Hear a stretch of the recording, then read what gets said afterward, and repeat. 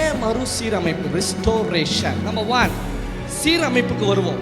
சீரமைப்பு தெரிஞ்சாதான் மறுசீரமைப்பு தெரியும். சீரமைப்புல கடவுள் என்ன நமக்கு கொடுத்தார் அதை முதல்ல நம்ம தெரிஞ்சுக்கணும். சீரமைப்புல கடவுள் 3 காரியத்தை நமக்கு கொடுத்தார்.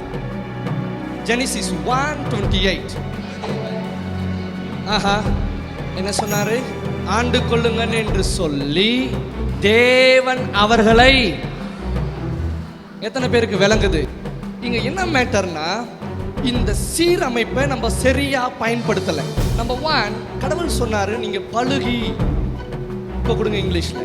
And God blessed them, granting them certain authority. Oh my God. கடவுள் bless பண்ணி என்ன பண்ணிருக்காரு? authority கொடுத்திருக்காரு, அதிகாரம் கொடுத்திருக்காரு.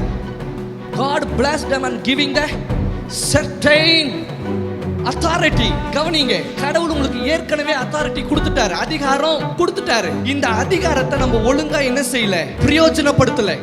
பிரயோஜனப்படுத்தினா மாத்திரம் தான் அந்த அதிகாரம் கிரியை செய்யும். பிரயோஜனப்படுத்தலனா அதிகாரம் கிரியை செய்யாது.